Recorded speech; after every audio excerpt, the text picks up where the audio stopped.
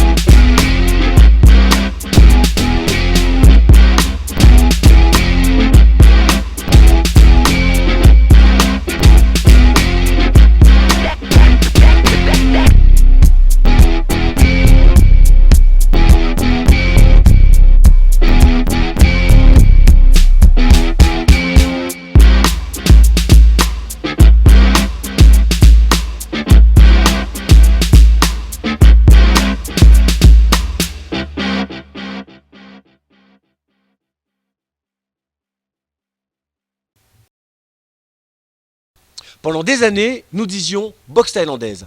Canal+ diffusait tous les combats et Sami Kepchi était un promoteur incontournable. Mais ça, c'était avant. Alors aujourd'hui, on va se poser la question, est-ce que le Muay Thai était mieux avant, dans les années 90 et dans les années 2000? Alors je me tourne vers toi Omar, toi qui étais un acteur du Muay Thai dans ces années-là, tu as vu le Muay Thai grandir, s'épanouir, qu'est-ce que tu en penses? C'était mieux avant, oui, ça n'engage que moi, mais ce que je veux dire, c'est que par rapport aux organisations, il y avait de très très grosses organisations. Il y avait beaucoup d'organisations à Paris, télévisées, et point de vue combattant aussi, c'est ce que je pense et ce que les gens parlent autour de moi, c'est que je trouve que les combattants d'aujourd'hui sont plus techniques. Et à part quelques exceptions, je pense que les combattants d'avant étaient plus généreux sur le ring. Ils allaient au charbon. C'est une critique qui revient souvent des anciens, entre guillemets. Ce manque de combativité des boxeurs d'aujourd'hui, Larbi, qu'est-ce que tu en penses? Je pense que oui, c'était mieux avant. Parce que déjà, tu te positionnes pour toi. Nostalgique. Voilà, c'est la nostalgie. Quand on est enfant ou ado, c'est toujours mieux avant. Et c'est vrai que moi, j'ai vécu toute ma jeunesse avec ces grands champions. Il y avait de la combativité, c'est clair. Quand on n'a pas d'argent, on a des idées, voilà. Quand on a moins de technique, on a au moins de la combativité. Sinon, sinon on ferait quoi sur le ring? C'est vrai. Il y a aussi de la personnalité. Je pense qu'il y avait quand même avant plus de personnalité. Ces champions avaient quelque chose. Ils portaient un club. Il y avait peut-être moins de champions à l'époque qu'il y en a aujourd'hui. Aujourd'hui, il y a beaucoup de champions. Vrai ou pas vrai, peut-être un peu trop. Peut-être même sûrement trop. Sûrement un peu trop. Mais aujourd'hui aussi, le Muay Thai s'est démocratisé. Il y a de plus en plus de boxeurs. C'est aussi ça qui fait que c'est différent. Après, peut-être qu'aujourd'hui, on est dans la gestion de carrière, des choses comme ça. Alors qu'avant, les mecs étaient là peut-être pour boxer. Ils se boxaient entre eux, entre clubs, Et aujourd'hui, on est peut-être déjà. La bonne franquette, c'était des amateurs et ça allait au charbon pour pas grand-chose. Aujourd'hui, les boxeurs, ils arrivent aussi à s'adapter à d'autres boxeurs parce qu'ils regardent les vidéos aussi sur YouTube et Dailymotion, chose qu'il n'y avait pas avant. C'est vrai. Alors, est-ce qu'on peut dire que, sans manquer de respect, qu'aujourd'hui, les boxeurs sont un peu plus intelligents dans le sens où il y a plus de stratégie? On va dire que les combats, c'est pas un manque d'intelligence. d'intelligence. On va laisser Rémi, Wendy, répondre. On va dire qu'aujourd'hui, en fait, les combats, ils sont préparés davantage en amont et avec plus de visionnage de vidéos, plus de préparation avec l'entraîneur. Et du coup, en fait, les combats, ils sont abordés différemment. C'est vrai qu'on travaille beaucoup le spécifique aujourd'hui. Quand tu sais le mec que tu vas boxer, tu peux en fonction gérer s'il est grand, s'il est petit, ton technico-tactique, ta préparation physique. Tout va dépendre de pas mal de choses, chose qu'à l'époque il y avait peut-être moins que. J'aimerais vous poser une question, messieurs. Danny Bill, Kerner, Joe Prestia, Ramon Dekers, etc. Tous ces grands champions qui ont marqué le Muay Thai, est-ce que c'est pas triste de savoir qu'aujourd'hui, la nouvelle génération, pour beaucoup, ne les connaissent quasiment pas?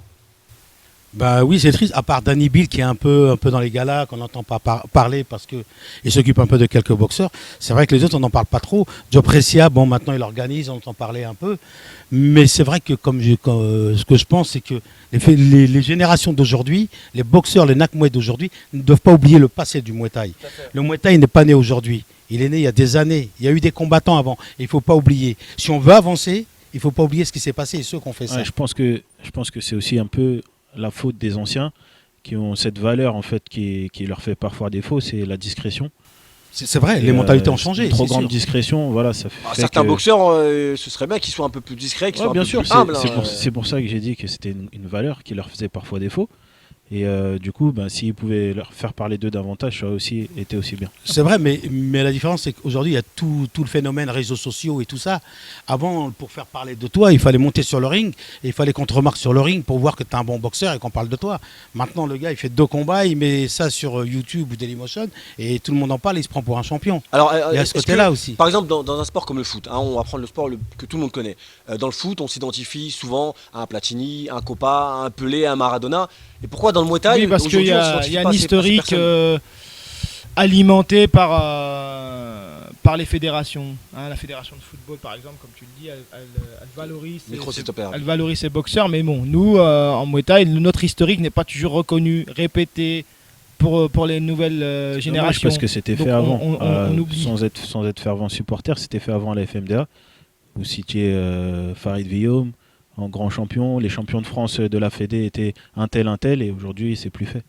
C'est vrai que moi, si je vais sur le site des deux fédés, et quelle que soit la fédération, je ne suis pas sûr que je trouve une page avec une historique, avec les grands champions qui ont fait l'histoire du Muay Thai, ce Il y qui n'est aura pas normal. l'historique, voilà, il y aura l'historique du Muay Thai depuis sa création jusqu'aux années 90. Mais c'est vrai qu'après. Jusqu'à aujourd'hui même. Bah oui, parce que nous, on fait du Muay Thai français quand même. Mais là, Au bout d'un aujourd'hui, moment, on a oublié un peu depuis 20 ans Alors de qu'avant, parler. avant c'était fait avant. À Avant, la c'était FMDA, fait. on Il citait- y avait on un citait classement, il y on citait avait les champions. bien sûr. Ouais. On citait les champions. Alors, on va parler un petit peu plus boxe. Est-ce qu'il y a un souvenir dans vos mémoires qui vous ont marqué, un souvenir de combat de ces années-là? Moi, il y a 2 combats. C'est Joe Precia contre Ramon Dekers. Pour moi, c'est un combat d'anthologie. Ils ne sont pas faits de cadeaux. D'ailleurs, c'est un 5 combat fois que 3. les gens regardent encore aujourd'hui. Mais bien sur sûr, Internet, hein. synchrone de 3 minutes, mais vraiment sans arrêt. À toi, à moi, c'était vraiment ça s'est soldé par la victoire de Joe d'ailleurs, qui avait battu Dekers, qui était quand même au top.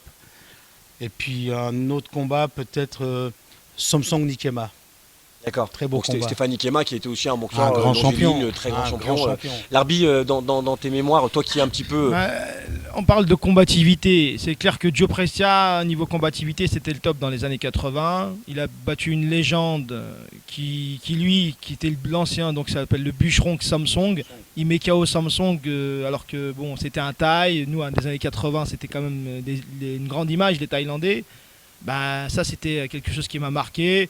Sinon, il y avait l'ange blond, Guillaume Kerner. On parle de technicité. Là, un grand technicien contre Van Patet, je crois. Oui, tout à fait. Un championnat du monde, super technique. Voilà, donc. Moi, pour un combat qui m'a marqué, pour moi, c'est un combat franco-français, Danny Bill, Joël César. C'était un grand combat. Beau combat. Voilà. Et plus récemment. de grands champions aussi. de César, grands champions, à cette bien sûr, époque-là, grands c'était vraiment le champions, top. bien hein. sûr. Ouais. Et plus récemment, Pinka Bovy à Levallois, qui était Un vraiment gros- un combat gros qui a, match. qui a fait lever toute la salle. Mais ça, ça fait partie des combats d'aujourd'hui. Là, Bien sûr. Ouais, Donc plus on parlait récemment. des C'est pour ça que combats des années Tant 80. mieux, ça veut dire qu'aujourd'hui Mais encore, c'est il y a des beau, combats il y a qui nous encore font des rêver. vrais Non, mais il y en a encore Il y a- beaucoup, mais on a tendance à peut-être moins en parler par rapport à l'époque où effectivement il y avait peut-être plus de combats engagés qu'aujourd'hui. C'est ce que je disais, c'est-à-dire qu'il y a quand même des exceptions aujourd'hui. Il y a des gars comme heureusement, Fabio d'ailleurs. Pinca qui fait des combats. C'est vrai, c'est un bon combattant. Il y a le petit Raphaël Yodra qui a besoin de progresser encore techniquement. Mais on sait que quand Mais il est sur les le ring, combativités, il fait il a la la guerre. C'est des gens qui C'est trichent vrai, pas, C'est voilà. vrai, c'est ça. C'est plutôt agréable à regarder Messieurs, en tout cas. je pense qu'on a compris qu'il est important de se souvenir de ces anciens boxeurs qui ont fait vraiment l'épopée du Muay Thai. Parce que forcément, pour avancer et pour avoir un présent, il faut se souvenir de son passé. Omar, merci, tu restes avec nous. Je t'en prie bien. Oui, Et d'accord, sans merci. transition, Chronofight revient juste après ça.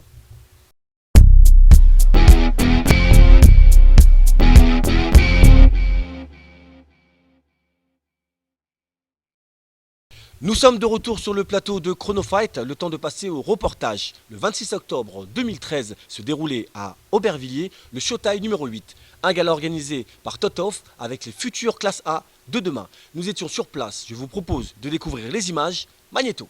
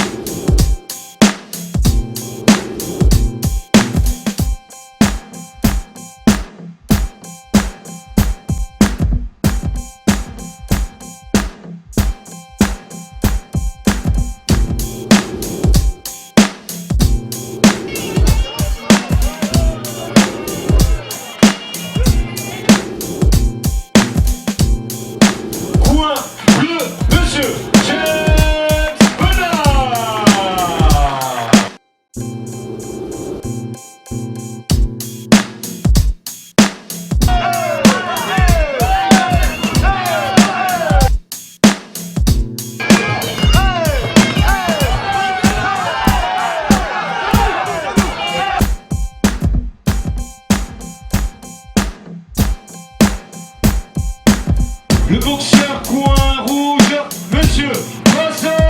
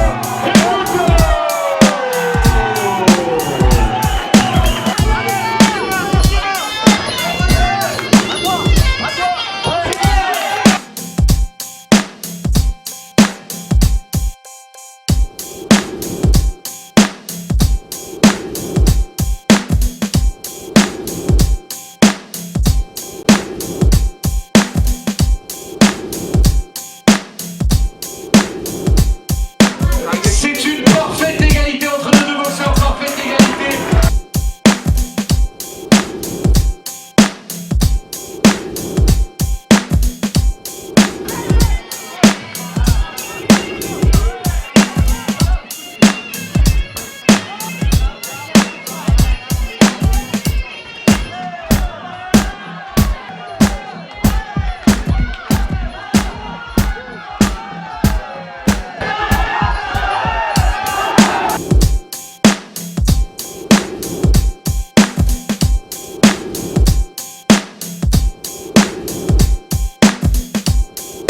Début de la première reprise.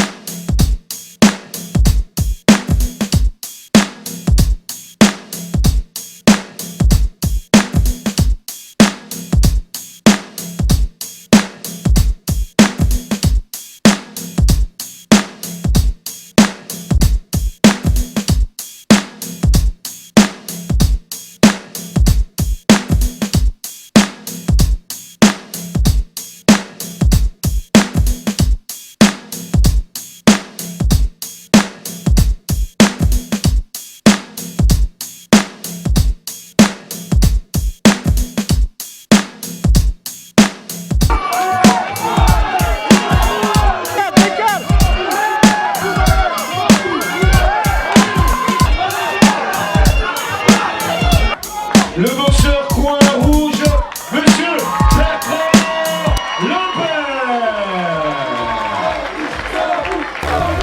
Coin rouge, monsieur Bertrand Lambert, donc vainqueur de ce combat.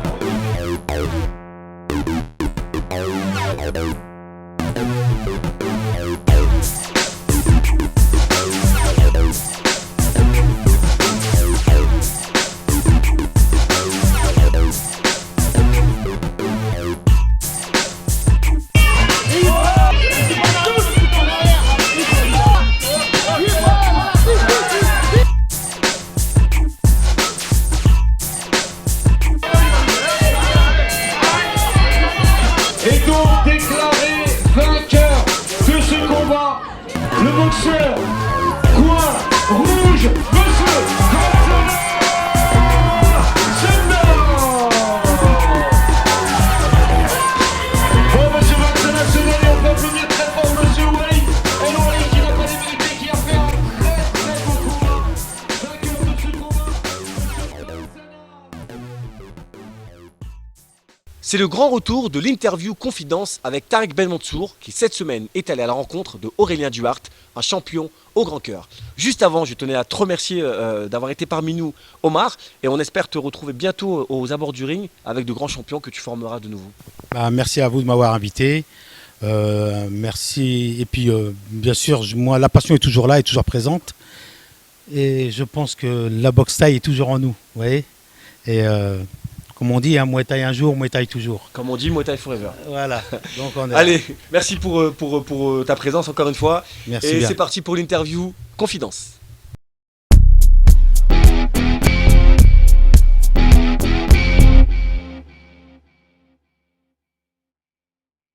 Bonjour Aurélien. Bonjour Tarek. Écoute, moi je suis vraiment ravi de faire cette interview confidence avec toi Aurélien, puisque tu es à mon sens l'ambassadeur du pied-point.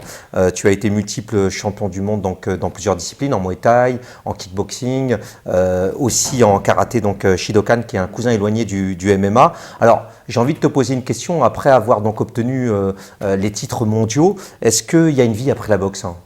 C'est une question très intéressante. Écoute, ouais, effectivement, il y a une vie après la boxe.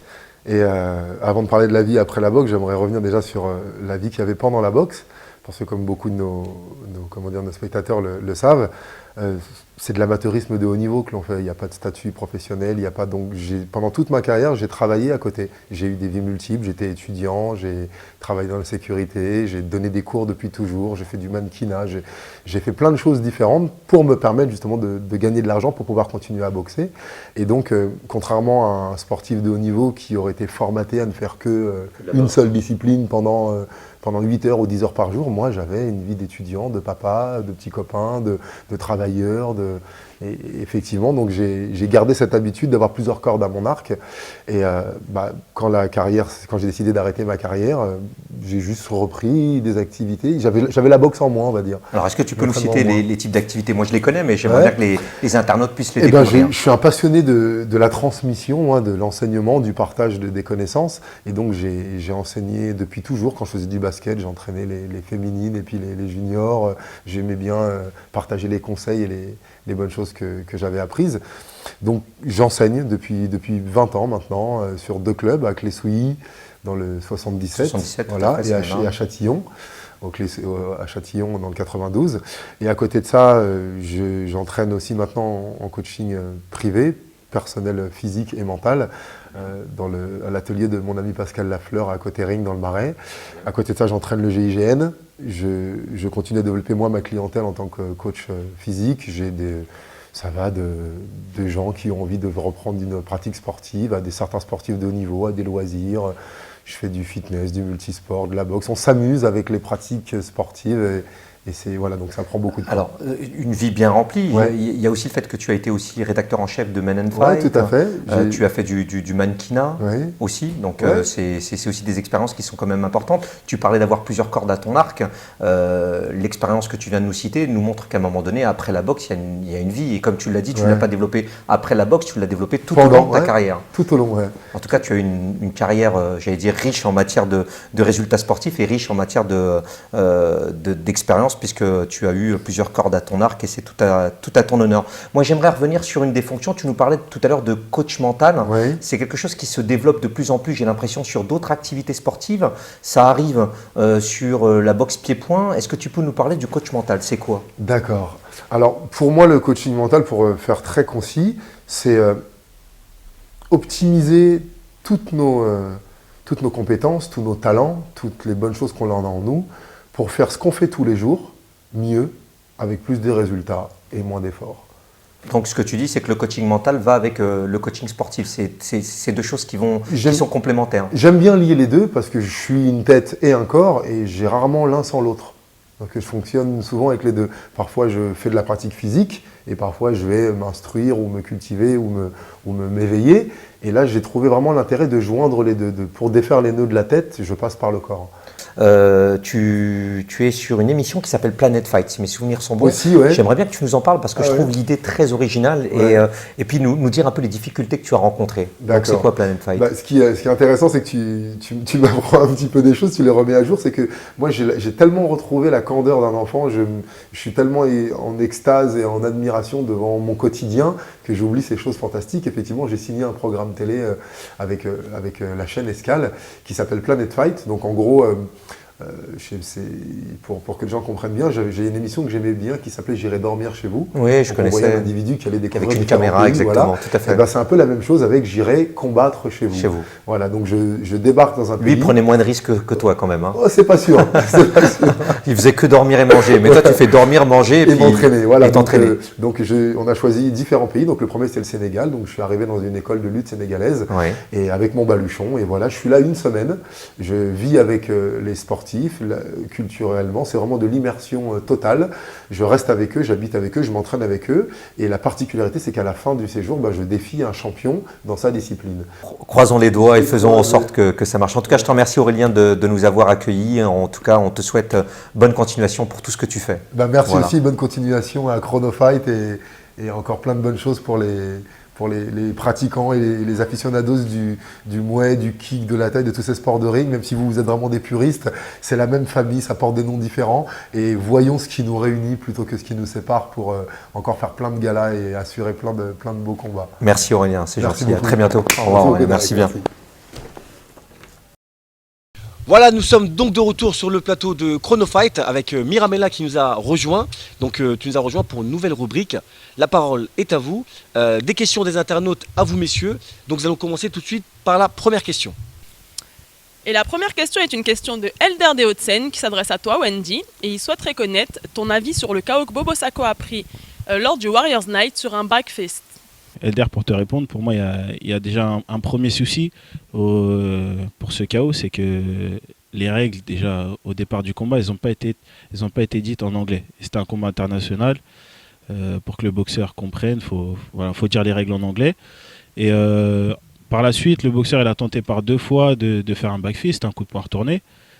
L'arbitre il aurait dû rappeler à l'ordre le boxeur en lui disant que c'était interdit et peut-être que ça aurait évité le chaos. Bon, après, voilà, l'histoire est faite, on ne peut pas éviter le chaos et sûrement que aussi Bobo aurait pu être prêt à recevoir tout type de coups. Effectivement, le combat s'est arrêté sur ça. Ça me permet, moi, de rebondir et de dire qu'on aura certainement encore un nouveau débat sur l'arbitrage parce que finalement, ça remet en cause pas la prestation de Bobo Sacco, mais l'arbitrage, parce que le combat s'arrête là sur une erreur Pour d'arbitrage. moi, voilà, tout simplement. il y a une erreur d'arbitrage qui a été faite. Il me semble que l'arbitre était un arbitre de kickboxing. Je ne suis pas sûr, mais il me semble. Je en peux pas kick, le voilà, garantir, mais en tout cas, une en- chose est sûre, c'est qu'il y a un petit peu pénurie d'arbitres au niveau de la FCDA. On va passer à la prochaine question, Mira. Donc la prochaine question, c'est laquelle? Alors la prochaine elle est pour toi Larbi et on a un internaute qui se demande est-ce que parfois tu n'as pas le sentiment d'être trop cash dans tes analyses? D'être trop direct, hein. C'est un reproche qu'on fait souvent à l'arbitre. C'est vrai, on te reproche d'être un peu trop brut de décoffrage. Oui, je prends pas de pincettes, je dis les choses comme elles sont, voilà, puis ça passe ou ça passe pas, mais bon, ça passe souvent. donc Souvent, c'est- ça passe pas aussi.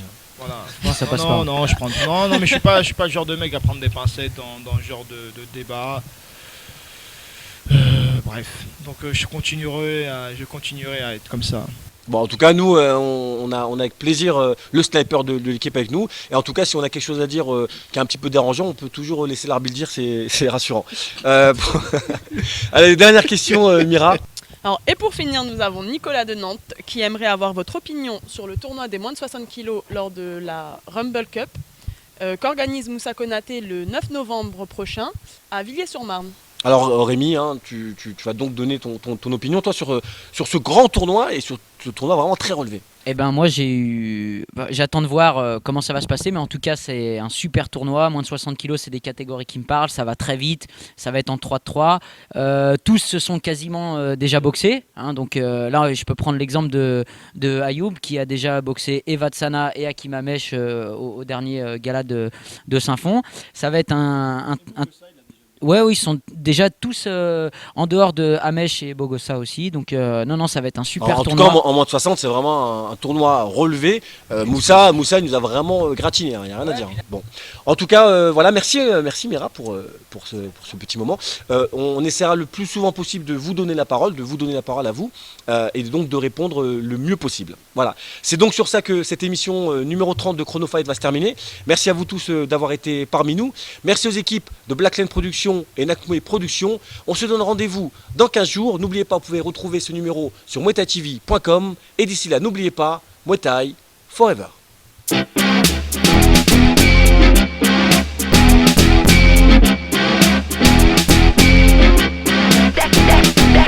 Un breakfast.